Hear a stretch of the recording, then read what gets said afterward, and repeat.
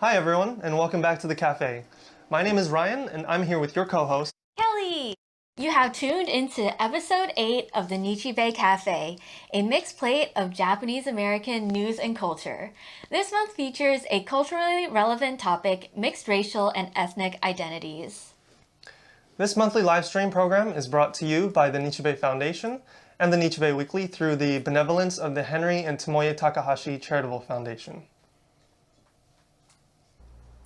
If you enjoy what we are doing here at the cafe, please be sure to leave a like on this video and hit that subscribe button for more content just like this.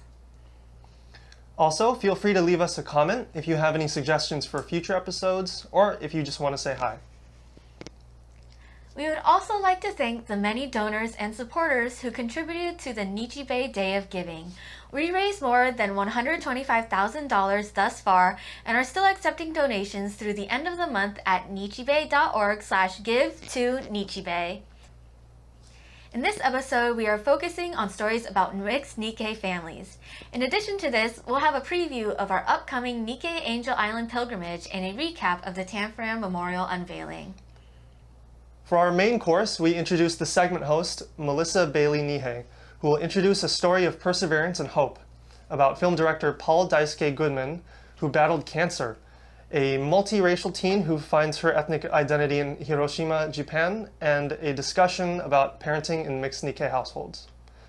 After that, we will run our regular segments of Just One Cookbook's Namiko Chen's recipe on spring rolls with delicious Japanese barbecue meat, Linda Mihara's Puffy Star origami, and the Gochiso Gourmet Ryan Tatsumoto's Miss S cocktail. Without further delay, let's start the cafe!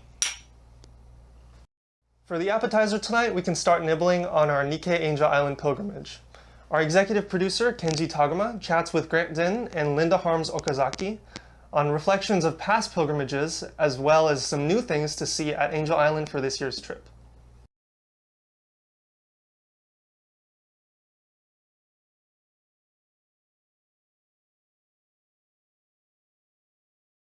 October 1st marks the 5th Nikkei Angel Island pilgrimage, an event launched in 2014 by the Nichibei Foundation in partnership with the Angel Island Immigration Station Foundation, the Angel Island State Park, and the National Japanese American Historical Society. Over the years, the California Genealogical Society has become an important partner in this community-wide project, which has to date brought more than 1,700 people to the former immigration station from throughout the state, the West Coast, other states, and even Japan.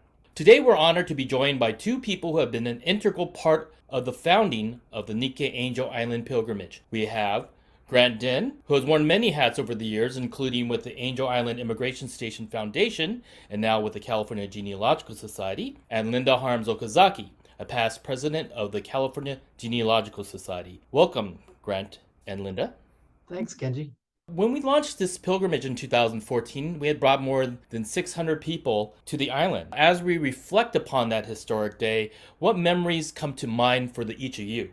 I think it was really exciting because before Nichibei did this event, there hadn't been one event that would bring everyone together to learn about Japanese American presence on Angel Island, not only during the immigration process 1910 to 1940, but also during World War II, because it was a temporary detention center for the Department of Justice. And we've met descendants of some of these people at the first pilgrimage and since then too. It was really moving for the descendants to walk the spaces where their ancestors were, and also for people who were descended from immigrants who came to the island. I think that the experience was really moving for the pilgrims. You know, genealogy is a journey, and they took their first steps into discovering their roots.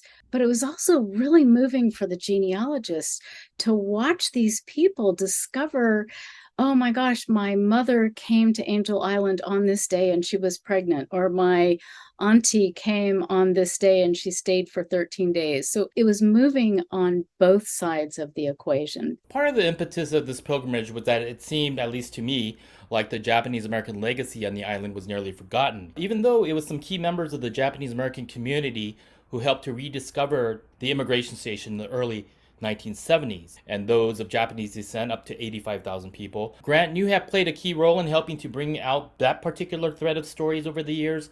Can you tell us a little bit about the Japanese American experience on the island? Judy Young and Erica Lee wrote a chapter on the Japanese immigration experience on the island in their book, Angel Island Immigrant Gateway to America. But I think a lot of Japanese Americans from the Bay Area don't necessarily know that history. We have found things like picture bride records for people like Norma Mineta and Fred Korematsu's mothers that are on file in the National Archives. So being able to find documents like that and show them to people, and there'll be photographs of not only the picture bride mother, but also the father who had to come to the island to verify that he had a job and that he would get married to his wife again instead of by proxy in Japan. Some people were questioned on board ship and they didn't have to go through the island. We're generally able to find documents for some of the people at the National Archives, but not all. I mean, the number you mentioned, about 85,000, is the number of people who came through San Francisco, but there are only about 8,500 records at the National Archives. There are also a number of other Japanese immigrant records as what they're called A files or alien files. When people became naturalized citizens, their files went somewhere else. So we're really hoping to be able to figure out the total number of Japanese immigrant records that are out there. Now, Grant, you are work to curate one of the featured exhibits at Angel Island Immigration Station this year, taken from the families. Could you tell us a little bit about that exhibit and what we can expect from that? When I was at Angel Island Immigration Station Foundation as staff and then as a consultant, we've gotten grants from the Japanese American Confinement Sites program of the National Park Service. And we have records of at least names of the 700 people that are verified to have been arrested by the FBI and local police departments because their surveillance of them and dossiers about them as potential suspicious quote unquote enemy aliens. Many of them were arrested and just taken from their families right after December 7th, after Pearl Harbor, and in the months that followed. We have 3 interviews of people who were children. One of them saw his father taken away. Another one came back from the movies and her dad was gone. And a third person was born in Tanforan. And so all of them talk about being in WRA, the War Relocation Authority incarceration camps, and having their fathers be at the Department of Justice camps and not seeing them for 2 or 3 or 4 years. And so some young animators created a very short video telling their story in animated form. So another meaningful element of the pilgrimage is the family history consultations with volunteers from the California Genealogical Society. Help attendees start their journey into researching their family history and reclaiming some of that history that's long been forgotten or never really discovered. Linda, you have played such an enormous role in personally spearheading this deeply meaningful portion of the pilgrimage. Can you share with us some reflections about the family history consultations? Let me just start out by saying it's been really powerful on both sides. And I've learned that every Japanese American story is different, and helping people to uncover those stories can be really healing. I mean, the entire immigration and incarceration experiences has been traumatic for a lot of families. And so uncovering those stories and sharing those stories turns out to be healing. It's also healing and educational for the genealogists to discover all these stories that have happened to people right here, really in our neighborhood. So there's been a number of really exciting discoveries that have been super powerful. Hiroshi Kashiwage's wife, who looked at her immigration records of her mother and literally started weeping. And then the genealogists started weeping. To this day, we still talk about that. The time that we brought my father-in-law in his wheelchair and pushed him through the island and showed him where his mother and his father had come through. Or the children, especially the multiracial children who came through during the pilgrimages and they wanted to know about their Japanese grandmother and their Mexican grandmother or their African American grandmother. So it's been very powerful to pull together the multiracial aspect of immigration as well. We have not been back to Angel Island since 2018. To those who have come before, why should they come again? Taken from Their Families exhibit is up now. It's kind of like a premiere because we never had an opening because of COVID. There's also the brand new Angel Island Immigration Museum where the state park and the Angel Island Immigration Station Foundation worked together to create a brand new, exciting exhibit. The whole public health hospital has been renovated and fixed up to a beautiful new site. And there are exhibits about contemporary immigration, as well as the 100 years, over 100 years since Angel Island. And so the whole museum is really nice. There will also be a short-term exhibit on enemy aliens that the National Japanese American Historical Society and other groups have worked on, that is on display. I think if you come for the first time, or if you come for the second, third, or fourth time, you're still going to get something out of it. So the first time, your eyes are open. What was that immigration experience like? And then having consultations with the genealogist helps you to uncover those initial records. But for those who come back for the second, third, and fourth time, you know more about the immigration experience. So you have more questions, and you can ask the genealogist deeper questions and dive deeper into other issues. So each time you come to the island, it's a new experience. Well, thank you so much, Linda and Grant, for sharing some insight into the Nikkei Angel Island pilgrimage. Again, the pilgrimage will be held on Saturday, October 1st. New this year, we have buses from Sacramento and San Jose's Japantown. And there will also be a panel associated with the Enemy Alien Files exhibit on the experiences of German Americans, Italian Americans, and Japanese Latin Americans. We will also feature performances by Brenda Wang Aoki, a nationally known storyteller, and show performer Mark Izu, both of First Voice, and we will feature PJ Hirabayashi and the Taiko Peace Ambassadors from San Jose. We will end with Bon Odori dancing to honor our Issei, or first generation, pioneer immigrants. We hope that you will be able to join us as we hold our 5th Nikkei Angel Island pilgrimage. For more information, visit nichibei.org/angel-island-pilgrimage. Thank you for the Nichibei Cafe. This is Kenji Taguma, and back to our hosts.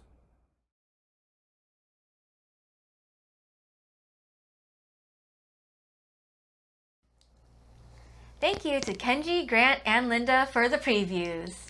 Yeah, it makes me even more excited for this year's. Am I going to see you there? More on that later. For our Salak segment, our producer Greg Valoria and Nichibei writer Tomo Hirai recaps the unveiling of the Tanforan Memorial honoring the thousands of people who were incarcerated at the racetrack in San Bruno, California prior to their final concentration camp destination.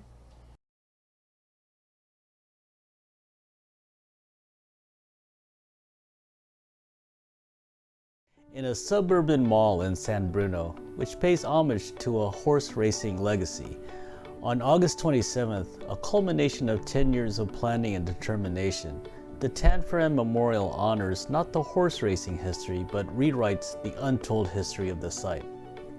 The Tanforan Assembly Center, where thousands of people of Japanese descent, most of whom were American citizens, were incarcerated prior to their transfer to their final camp destinations.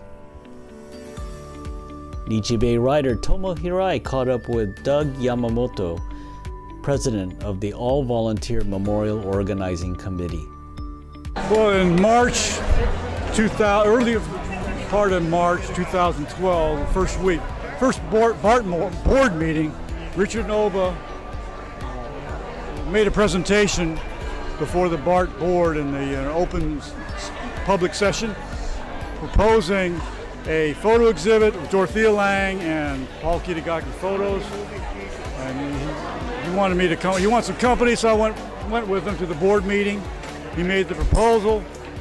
BART jumped on it. They endorsed it to the extent that Grace Kruniken, who was the general manager of BART at the time, as we were leaving at the end of the meeting, she chased us down the hallway and gave us a card. Said, "Call me." So that started out the road for the exhibit, the photo exhibit. They're supposed to have been temporary for 90 days or 30 days or whatever. It turned into 10 years. It was just up until a couple weeks ago. We also caught up with Steve Okamoto, vice president of the organizing committee. I was 5 weeks old when our family was sent here to Tanforan. So I don't remember too much, but my mom, as I got older, said she didn't remember too much either, but the thing she would never forget was the smell of the horse manure. The memorial was erected as an example of what single families had to endure in a 9-foot by 20-foot horse stall, which had no privacy, no furniture, no water, no toilet facilities, and no source of heat. The Memorial Plaza features informational panels, the names of all those imprisoned at the horse racetrack, and a statue of the Mochida sisters, 2 girls Dorothea Lange photographed as they were uprooted from their homes to be sent to Tanforan. Counterpart to the memorial outside, the San Bruno BART station also installed a new exhibit, Tanforan Incarceration 1942, Resilience Behind Barbed Wire. The exhibit, curated by San Francisco Bay Area artist Naomi Judy Shintani, is an updated exhibit based on award-winning photographer Paul Kitagaki Jr.'s 2012 exhibit. We talked to Jennifer Easton, BART's art program director, on the creation of the exhibit. So when I started at BART about 6 years ago, the Tanforan Memorial program was already underway. They were doing their fundraising, designing, things like that. And there was an exhibit here that was installed in 2012, right? And the exhibit was starting to show its age, I would say. And it was also, as a transit person, it was hard to see. The frames were small, the type was small, and people weren't really stopping to look at it. And we knew it was going to be an important adjunct piece to the memorial. So we talked to the Tanforan committee, and they were very supportive of us redoing the exhibit. So it would be a little more durational, as we say, a little more appropriate to a transit station, is what I would say. And so that's what got us going on this exhibit and putting in the new exhibit. We also talked with Robert Rayburn, BART board member, about how important it was to him to bring the exhibit to life. Well, it was the TAMC committee, the Tanforan Assembly Center Memorial Committee, that came before the BART board in 2011 and asked for our help to create a permanent memorial at the San Bruno BART station. And my own background, I had a reverence for Mineo Kubo, a Japanese-American artist, the first female to graduate from UC Berkeley in 1935, first female Japanese-American to graduate from UC Berkeley. And it was her art depictions that I encountered in the house I bought in 1984 in Oakland. This is a station that I've adopted because it has so much meaning to me and to the Japanese American community that I revere. The Tanforan Memorial is open 7 days a week and is accessible publicly. The BART exhibit is accessible through the BART station during normal BART hours. If traveling to Tanforan outside of BART, please ask the station attendant for access. This is Greg Voria for Tomohirai for the Nichi Café.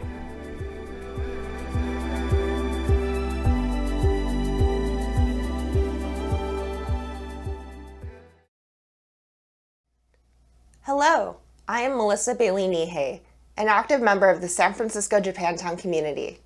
I am grateful to have the opportunity to introduce the In the Mix multiracial segments of today's program, which coincides with the Nichi Weekly's multiracial issue coming out next week.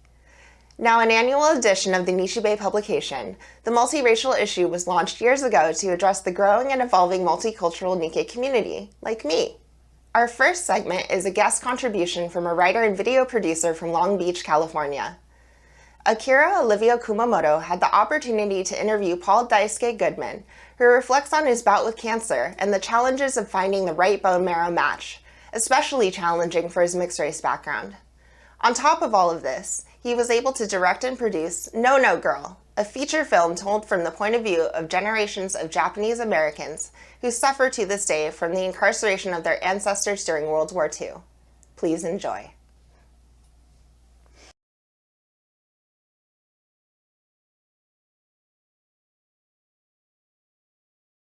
Paul Goodman finished his film No No Girl in a matter of months while battling leukemia. The 31-year-old filmmaker relapsed in 2021. It was severe. The relapse showed that the chemotherapy did not work, and in fact, cancer had spread to my spine and brain, and it was extremely grim at that time. While going through treatments, he finished his script and began the process of filming. Despite hesitation from loved ones, Paul was on the No No Girl set by November of 2021. At that point, I knew my body and I knew what was possible. And I was still weak. You see the behind the scenes photos from No No Girl, and my hair is different. I look different. I was still kind of recovering, but strong enough to do a feature film, I guess. The pressure is there to pursue what I want to do and to accomplish what I think would satisfy me and in my life. But it's also survival. Like, I did it because it kept my mind off of cancer. It was like a small sliver of like belief and hope that, you know, it's the only thing that I had actively working on that referenced the thought that I would survive and then live long enough years later to see it all the way through. You know, I wouldn't say it out loud, oh, I'm gonna live, everything's gonna be fine. But I'd be working on a film, and, you know, I think looking back, that's just a sign that I wanted to believe that I would live long enough to see it through. And see it through he did. No No Girl premiered at the Japanese American National Museum in Los Angeles on August 20, 2022. The film highlights a Yonsei woman trying to uncover family secrets left over from when her grandparents were incarcerated in American concentration camps during World War II. The movie stars Mika Dio, Scott Takeda, and Oscar winner Chris Tashima. Between bouts of pungent comedy, moments of solidarity reminisce, and gorgeous cinematography, No No Girl is a thoughtful work of art meant to remind us that the past will always inform and affect the present generation. Paul is Yonsei himself, and he felt the film is now one of few pieces of existing art that represents the perspective of his generation. I think it's just that we're still learning who we are, you know? We're still learning what happened to us and why we're this way and why our parents are this way and why our parents treated us this way and brought us up this way, and why we go on pilgrimages to Manzanar, or why we do all the culturally significant things that we grew up doing. And I think it's okay to realize that we don't know everything. There are a bunch of secrets, and our families and our friends' families and generations don't like talking about big traumas or, you know, things that are hard for them to communicate. We're just still learning who we are, and our character No No Girl has to go to extreme lengths to find out who she is. Paul grew up in Southern California and attended Orange County Buddhist Church. He felt a deep connection to the Japanese American community he profiles in No No Girl, and for good reason. They supported him through his cancer journey, including his search for life-saving bone marrow. Paul is multiracial, half Japanese, half Ashkenazi Jewish. Finding a bone marrow match for multiracial people can be difficult. His loved ones came out in droves to bone marrow drives to support him and help him find a match. Though he never found a perfect match, he was a 50% match to his sister, and this allowed him to receive the life-saving bone marrow he needed. But Goodman believes anyone qualified to be a registered donor should definitely get swabbed, especially multiracial people.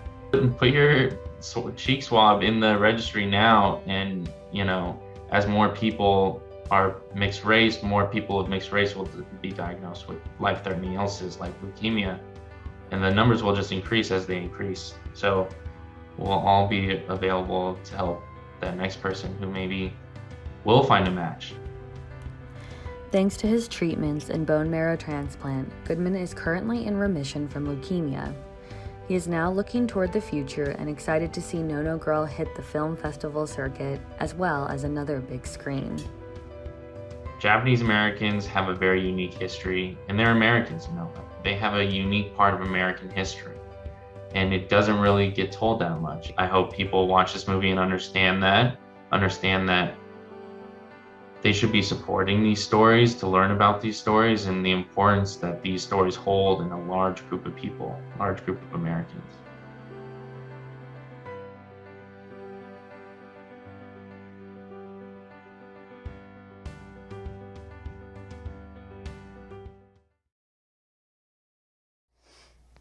In our next segment, we feature Daisy Okazaki, who in her middle teens spent a summer in Hiroshima, Japan, to discover a special place in the world's history, as well as discovering her ethnic identity. She is the daughter of Academy Award-winning director Stephen Okazaki.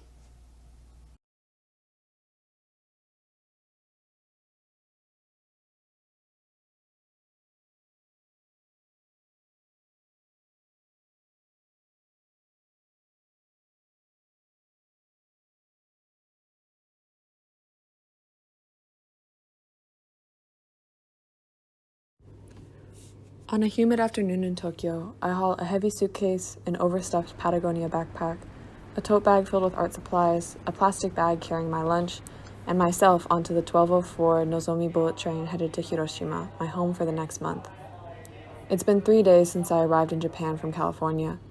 The train is heavily air-conditioned against the July heat. I stare out the rounded windows and watch the countryside whip by at 199 miles per hour. For the first time, I found myself truly alone in Japan. My name is Daisy, though here sometimes I go by my Japanese middle name, Tomoko, and I'm 17 years old. My dad is Japanese American and my mom is white, so in Japan I'm referred to as hafu, or half Japanese. The truth is that I'm not really Japanese at all. I'm American, born and raised. My family has been in the United States for 4 generations. I speak elementary Japanese that I learned through a summer course. My closest family in this country are third cousins whom I've never met. Despite all that, in the United States, I'm still seen as a foreigner, apart from the fabric of society. People will ask, "Where are you from?" or "What are you?" The answer they want is not, "I'm from California, I'm an American." But while I may be half Japanese, in Japan, I'm still viewed as 100% American. People here assume I'm ignorant of the culture and are surprised and excited when they learn I eat Japanese food and know how to dance at Obon Festival. They also seem to understand, even before I did, that I am part of a separate Japanese-American history, one that involved the hardship of immigration, racism, the internment camps, and the struggle to fit in and create community. I've always felt a lot of confusion about my ethnic identity. Coming to Japan alone for the first time is part of my journey to find out who I am. My parents sent me to Hiroshima, where my dad filmed a documentary years ago to improve my language skills and cultural understanding. They found me an apartment, helped me get a job at a local cafe, and introduced me to Tomoko Watanabe, a family friend and director of the nonprofit peace group ANT, Asian Network of Trust, where I volunteer. But if I'm honest, even with all these things in place, I still don't know what my grander purpose in Hiroshima will be. On August 6th, I get up at 6 a.m., eat a yellow kiwi, rummage around in my suitcase for an umbrella, and then head to the Peace Park for the memorial of the 75th anniversary of the bombing. I stop by the burial mound for a ceremony for the victims who were never identified. Men and women file up to an altar to say a prayer or make an offering. At 7 a.m., I walk to the A-bomb dome, the only building near the bomb's hypocenter left standing. The area is packed with people. Protesters holding colorful banners stand in front of a makeshift stage. Monks sit on the ground, hitting a steady beat on small drums. Reporters mill around with cameras.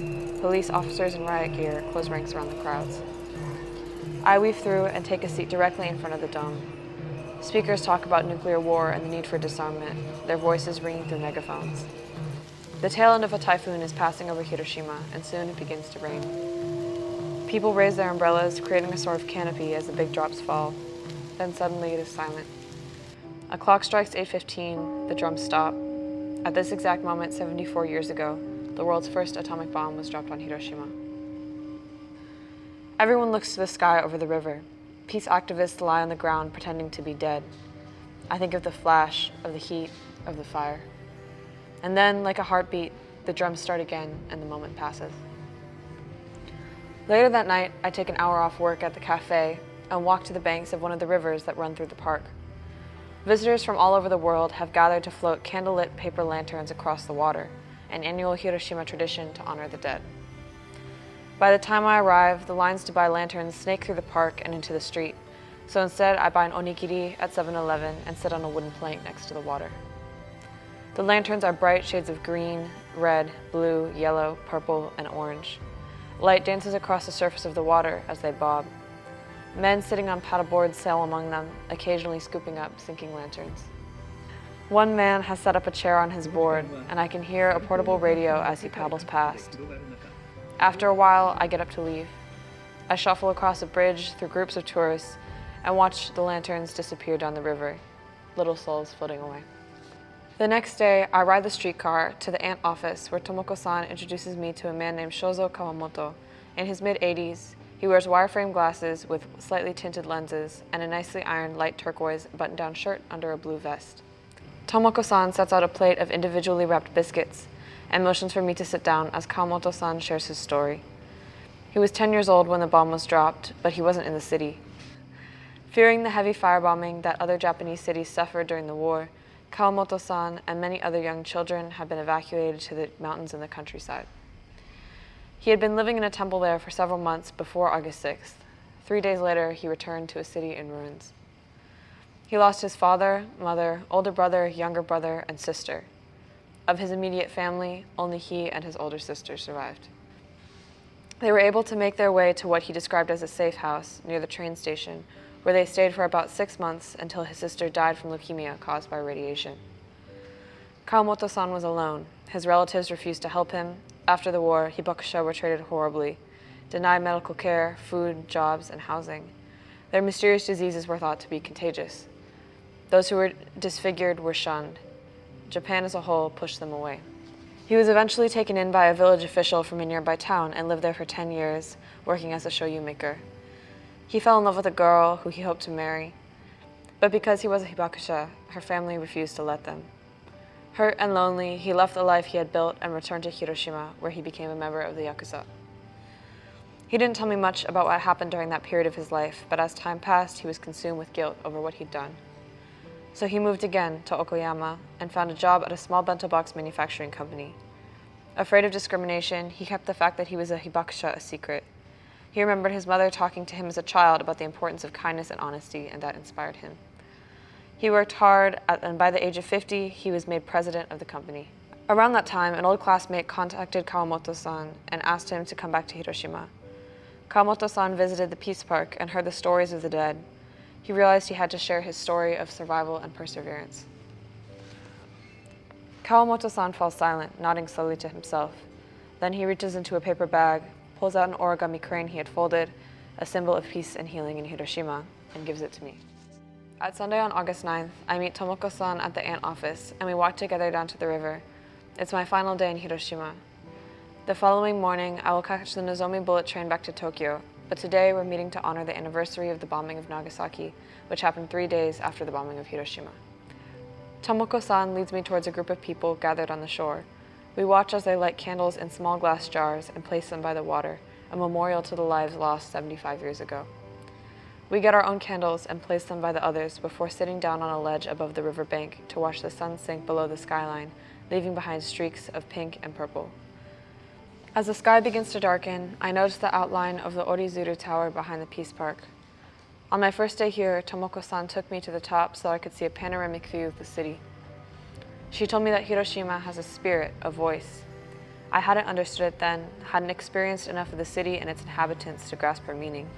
At this moment, as I look around me, I think I finally understand what she meant.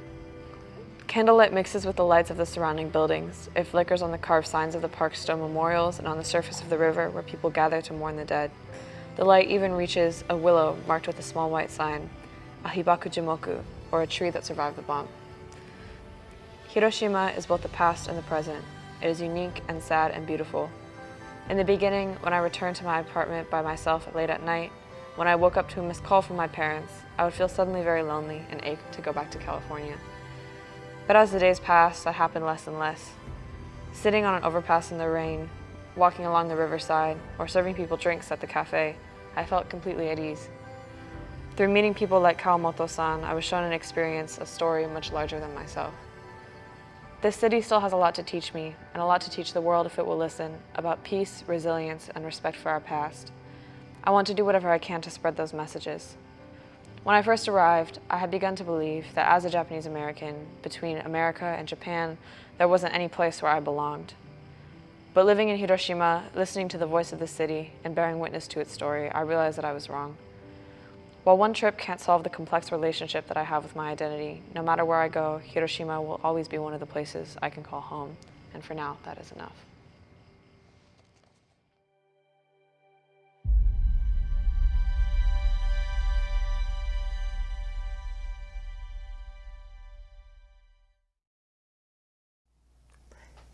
In our last main course, we feature our guest editor of the In the Mix Multiracial Print Edition, former Nichi Associate Editor Alec Yoshio McDonald, who is joined by Janet Tanemura and Scott Hoshida, who are parents in multicultural Nikkei families.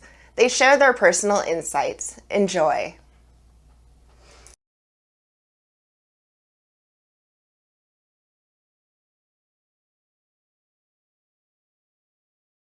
Hi, my name is Alec Yoshio McDonald. I am the guest editor for Nichi Weekly's special multiracial, multi-ethnic edition, publishing next week. And in anticipation of that publication, we're here with two contributors from the edition, Scott Hoshida and Janice Tanemura.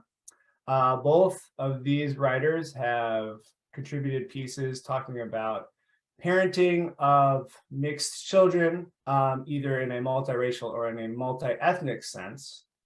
So in anticipation of those pieces, we thought we'd have a little talk about parenting techniques and kind of the opportunities and challenges that they've encountered as they parent their kids in conjunction with their partners who are not Nikkei.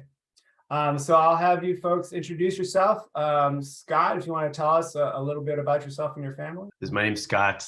I'm a teacher of English at Berkeley City College, and I have two kids who are 12 and 9, and my partner is Chinese American, and we're both more like Chinese American, Japanese American. Our family started immigrating to the U.S. over 100 years ago. Janice, do you want to tell us a little bit about yourself and your family? Sure. My name is Janice Tanemura. I've in the past identified as Yonsei or fourth generation on my dad's side. And I have two kids who are 10 and 6 years old. And we live in Berkeley with my husband, who is Portuguese, who is of white Portuguese descent. To get a sense of where you're coming from in terms of your own Nikkei identity, maybe you could give folks a sense of your own upbringing and your own kind of broader development of your Japanese American identity. I grew up in a Buddhist temple, which I think was really a large part of kind of growing up Japanese American. I didn't start until I was 9. But I went through the Buddhist temple. I went to Japanese school for a couple of years. I played basketball. I did scouts. So I had like this whole world of like a Nikkei Japanese American experience. I even traveled to Japan with the Boy Scout troop. So I kind of identified with a lot of what Scott said, because the main, I think, influence in my life was the Buddhist temple. And so every Sunday I went to church since I think I must have started in kindergarten. I'm not sure, but I was very young. And we did Sunday school. It was a place that I felt really welcomed, seen. I felt like people really cared about my success in a way that I didn't feel seen and recognized at school. Since you both share having grown up in the Buddhist church, and since I saw Scott at Obon, maybe if you want to discuss your experience, like whether or not you have attempted to provide your kids with something comparable to what you experienced in Sacramento and how that's gone. So I found in Buddhism, both in like the Japanese American community and other practices outside, to be really pretty amazing. So I've kind of returned to it in this way that's different than my childhood, in a way that feels good, and I think it's useful for bringing my kids to too. But we'll see. That was one day. Are there ways in which you have tried to cultivate a sense of culture or a broader kind of message from your partner's culture, sort of alongside with the Japanese American identity, or how has that gone in terms of mixing that parenting? I was just talking about this with my class about whiteness and how in the US, like whiteness is not seen as a culture, and it's like the POCs who are the people who have culture that we have to kind of show everyone else like what our culture is. So I want to teach my kids that being white is not a culture, but being European is a culture. And also with Japanese identity, it's like, I think it's important to differentiate Japanese culture versus Japanese nationalism, because I think as a Japanese American, you can't really be nationalistic in the way that other Asian cultures, tend to be nationalistic because of the history of, imperialism, one. And so I try to kind of tell them, there are foods and there are traditions that are Japanese, but then Japan and the US and Portugal as countries, have this other history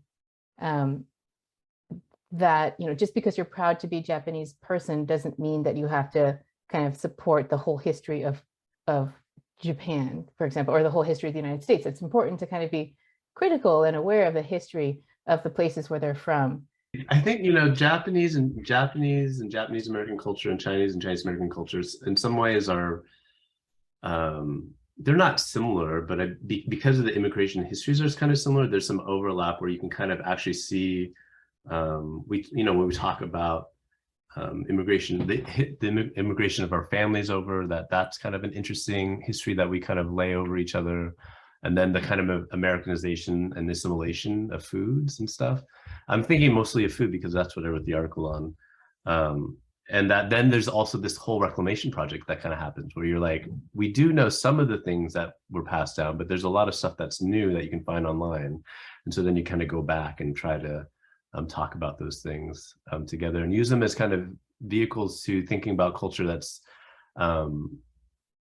something that they can be proud of, but maybe is not connected to all the politics. So I'm wondering if you folks have a sense of how your children conceive of themselves in terms of their ethnic identity, kind of where they're at now, and then maybe too, where you think they might be going. They're doing a lot of identity work at school, and it's really interesting to see like what they draw of themselves. And so for my older kid, he drew like a shirt wearing Daruma no Gakko. He drew himself wearing Daruma no Gakko. But there's always like a Portuguese flag in the corner that he draws when he does like self-portraits. So I think that he identifies very much with his at least Japanese American side and his Portuguese side, because I think those are the two that we really reinforced at home. And then my younger one, I don't think that his identity so far is, when I saw his self-portrait at school, he had the right, like he had black, like dark hair. Like I felt he was an accurate portrayal, like dark brown skin. I don't know if that comes from any kind of awareness of who he is, but aside from the fact that he says that he's Japanese American, but he also says that he's white, I don't think he really has processed that much yet because he's only 6 years old. This is a good question. I don't actually know. I mean, I'm assuming they both know that they're Japanese and Chinese American, and and they kind of maybe align what that means with their grandparents a little bit, or at least that's where it's maybe more explicit. And we probably talk as much around kind of racial politics and how you imagine kind of what it like the relationship between kind of being Asian American to other race groups, kind of within thinking about critical race theory, or how, what what advantages do we have because of what has happened, like in the civil rights movement or other things like that. And so we kind of try to, so I think they kind of imagine themselves as both like Japanese and Chinese American, Asian American, and then also connected to other people of color in some ways. So I think those are some of the ways they think about it. When you think about where they're headed in their futures, do you have any hopes for how their ethnic identity will take form? You know, we spend a lot of time envisioning our kids' futures, right? So for me, I want them to, one big thing I want them to do is to go on the Tule Lake pilgrimage, because that was a huge turning point for me when my grandmother asked me to go. I think it was in 2000, but I can't remember. And my brother and I went with her, and it completely changed our lives. Like, I was just studying literature and I wasn't really focusing that much on ethnicity and race. And then it just changed a lot of the things that I was focusing on at school, and my brother too. I want them to be free enough to choose where they're going to end up and how they identify in relationship to it. But I want them to be curious and to explore all of those things, both like within the Japanese and Chinese American community, the history and the culture, but also to be I'm really curious because I think it's very connected to the global politics of the world. So I hope that they have a chance to travel, to live in either or both of those countries at some point, because I think that kind of informs your sense of of how dynamic those places are.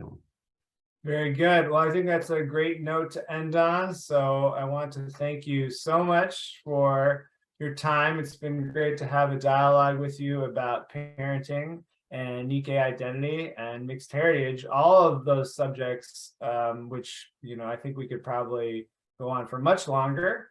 But for those who are interested, please read Scott and Janice's pieces in next week's special edition. And yeah, thanks very much.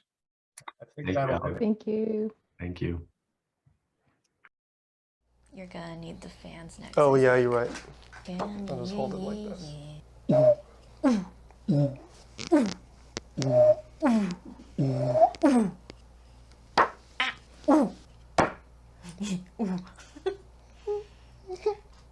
Wow, thank you to Melissa for introducing the main course segments. Truly enlightening topics. So are you going or not? Because we're passing these uchiwas to everyone for the pilgrimage, and I just gotta know. I'll tell you later, okay? It's time for dessert! Namiko Chen of Just One Cookbook will wow you with her spring rolls with yakiniku, a Japanese barbecue meat. Itadakimasu.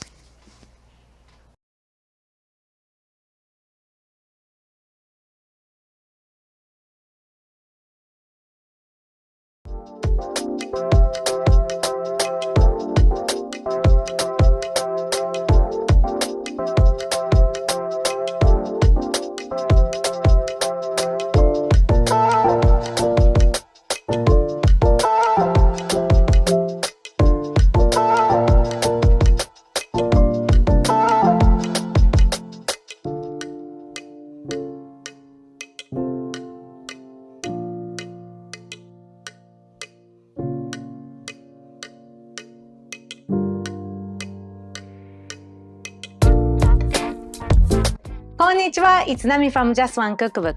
Summer is quickly approaching, and today we are making fresh spring rolls with yakiniku. Yakiniku means Japanese barbecue, and we are making yakiniku sauce from scratch to go with fresh spring rolls. If you want to make it gluten-free, you can use Kikkoman's gluten-free soy sauce. And if you want to make it vegetarian, you can swap the meat with grilled vegetables. It's so easy to put together, and it's delicious on hot summer days. Now let's get started.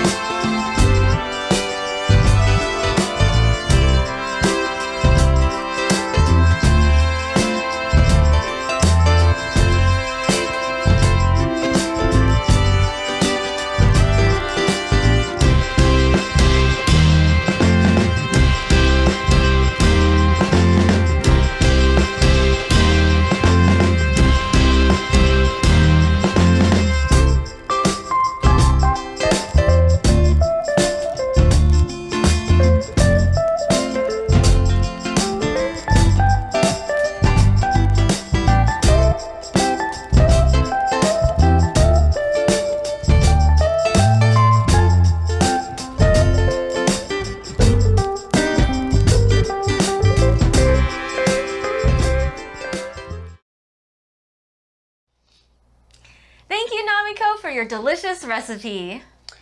Next up, our Japantown origami expert, Linda Mihara, shows you how to fold a puffy star.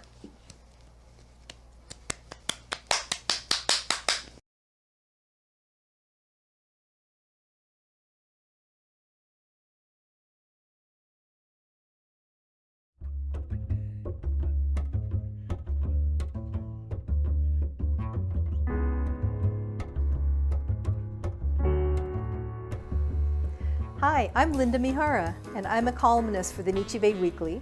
I do an origami column called Origami Now. And in today's episode, I'm going to show you how to do this really cute puffy star. It's also called a lucky star because the idea is for every star that you make a wish. So they're also called wishing stars, which is kind of a cool thing. Usually the paper that's used for this is pretty small. It's like 1/4 of an inch by about 8 inches. But the right proportion for this that I'm doing here, and a little bit easier for most people to do, is if you have it 1 inch by 24 inches. And that seems to be a nice strip, which is what I have here. So if you have some gift wrap paper, something that's pretty crisp, nothing that's too soft, and measure it so that it's 1 inch wide by 24 inches long, that's an ideal size to do this lucky star, if you don't have star paper. So I have my strip of paper here. And it's a real simple model to do, but there are some key things that you need to know when you're folding this. So the first step for this is you want to take on one end, you want to make a knot that you're going to flatten. So you make a flat knot towards the end of this paper. So you want to wrap it around like this, and then tuck in the flap. And then you want to very gently pull it so that it's flush at these points here, like you see here. And then go ahead and fold that. So now you have a flat knot. This excess here, if you imagine a line between this point and this point, you're taking this and you're just folding it along that edge, which actually lines up with this edge here. So again, you're taking that excess, you're folding it like this. And then what you're going to do is just tuck it into the pocket. There's going to be a pocket like this that you tuck this excess into, which is what I'm doing right now. The key here is to create a pentagon. So you'll see here that there is a pentagon shape, and that's what your star is going to look like. So now that you have that, we're going to take the rest of the strip. I'm going to turn it over to the back side. I'm going to take this strip and we're going to wrap it tightly around this pentagon without losing the pentagon shape. So if you take this strip and you fold it up, it will follow along one edge there, and then it ends at the next edge of the pentagon right here. So this is just going to basically, you're going to wrap it, and you just keep following the shape of the pentagon. You keep rolling it around like I'm doing here. And you want to make sure that it's nice and tight, that way you don't lose the pentagon shape. So you see I'm wrapping it around, and it just finds that edge of the pentagon as you see here. Okay, now we're at the end. Here's the excess. And the same thing that we did at the beginning, we're going to take the excess and tuck it into the pocket. So you'll see that there's a pocket right here. So this strip goes into the pocket, tuck it right in. So now you have a nice pentagon here. So here's the shaping part. What you want to do is pinch the points. When you pinch the points, the middle puffs up like you see here. What I do is you want to pinch each point. You know, you kind of hold it in one hand like this, and when you pinch, you see how it puffs up like this. So just go ahead and pinch the points. The middle pops out, and just kind of roll around.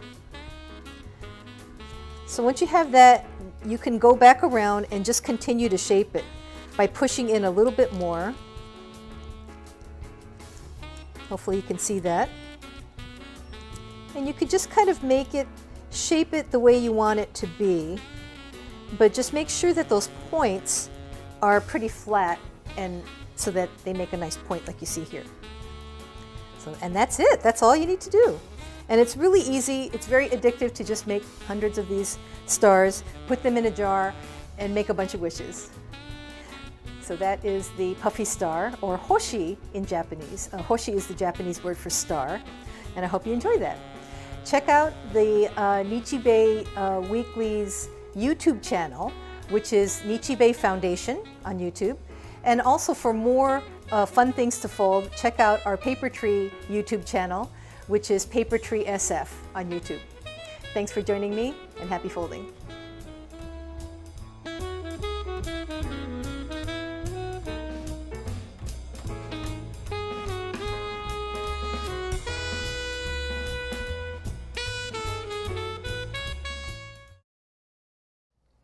A big thanks to Linda for teaching us how to fold the Puffy star. Kenji asked me if I knew the Japanese pop rock group Puffy Yami. I don't think I was freaking born yet. Yeah, me neither. Oh well. It's my favorite time of the night, Ryan. Time for the nightcap.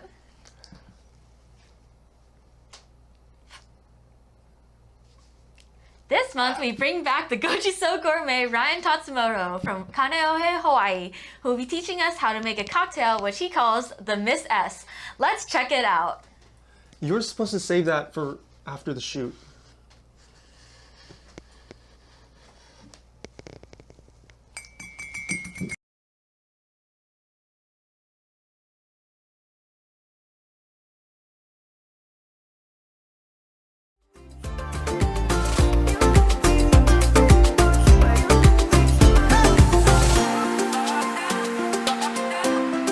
Hi, it's Ryan Tatsumoto, the Gochiso Gourmet, coming to you with another cocktail session where it's always 5 p.m. Today's cocktail is called the Ms. S. Ms. S? Who is that, you ask? It's actually my wife. The reason I call it the Ms. S is my wife does not like to be out there in public on social media. There's very few pictures that I post of her. In fact, if I do post it, I usually have to take it down because she doesn't like to be on the internet. She has no Instagram, no Facebook. So initially, I thought whenever we went out, friends would feel the same way. They didn't want to be identified. So I just posted stories about them with their initials. Like we went to dinner with the K's or the I's, or we had cocktails with Ms. K. Initially, I referred to her as the Mrs., and she was fine with that. In fact, friends started using that instead of her given name. We'd see them and they'd go up to her and say, "How's work, Mrs.?" Until one day, one of the readers sent in a comment, and she took offense to my using the Mrs. She thought all I did was I was simply reducing my wife's being to just being married to me, and she wasn't a person. I didn't mean to offend anyone, so from that point on, I also just called her the Miss or Ms. S, like I did with other friends. My wife does not like real alcohol-forward cocktails. She's not even 100 pounds, so if she sips a little glass of wine without any food, it'll hit her pretty fast. In fact, she never used to drink before she met me, so I guess I'm a bad influence. But the first time she had wine, about a half a glass, and they were late in serving the appetizers, she kind of leaned toward me and said, "I think I'm experiencing what you call the buzz, and I don't like it." So I created this cocktail for her. It's very low alcohol. It's very simple. You don't need any mixing devices. It's just 2 liquids that go right in the glass that you're going to drink it from. First is I have Dolin Blanc. The Dolin company makes 3 different types of vermouths. There's a red vermouth, which is sweet. There's a dry vermouth, a white one that's dry, obviously, that you would use in martinis. And then there's this Dolin Blanc, which is a white vermouth, but it's sweet. In fact, they're the only company I'm aware of that makes a sweet white vermouth. And being it's a vermouth, it's only slightly higher in alcohol than wine itself. So usually what I do is I pour about 2 ounces of this.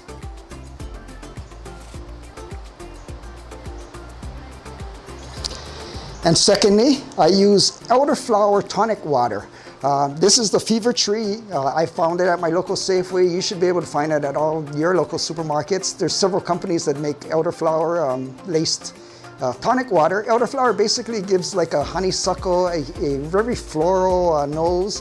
Kind of tastes almost a little like lychee. And then the tonic itself, the quinine, helps cut through so it's not like you're drinking soda. So another 2 ounces of this.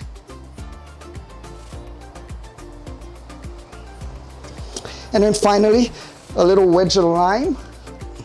Kind of makes the drink look nicer, and then if you have friends over, you can charge them $10 because they have a garnish. I usually just do a little squeeze, and I just drop it in. So again, I'm the Gochiso Gourmet. This is the Ms. S. Kampai.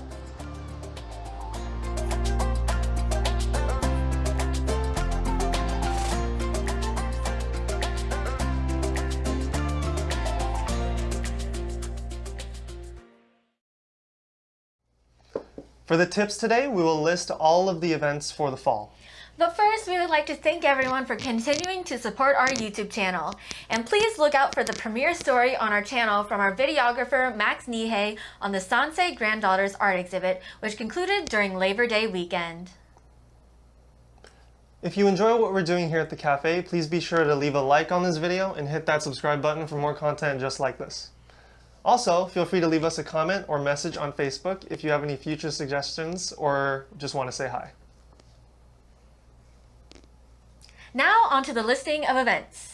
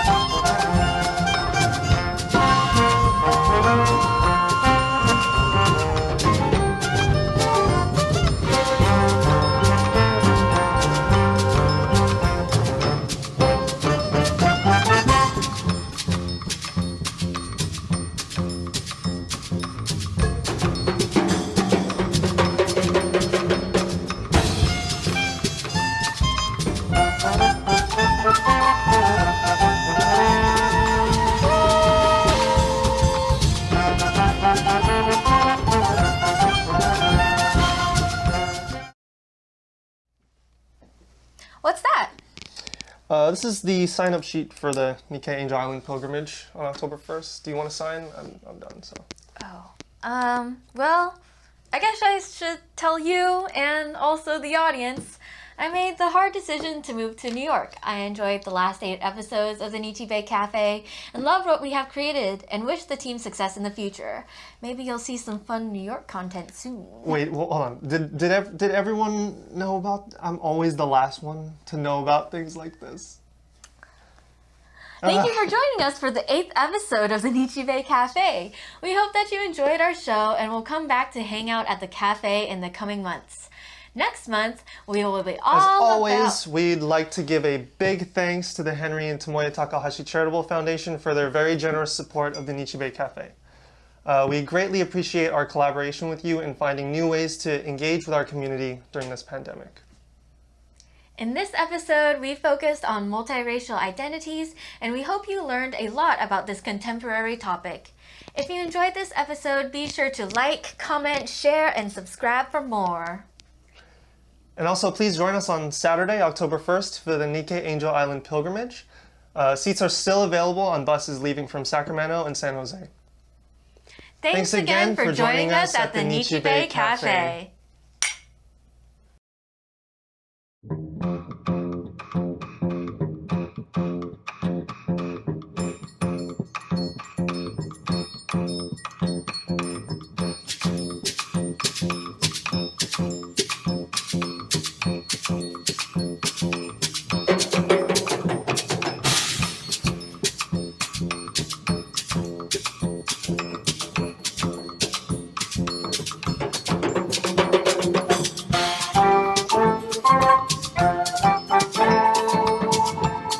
you.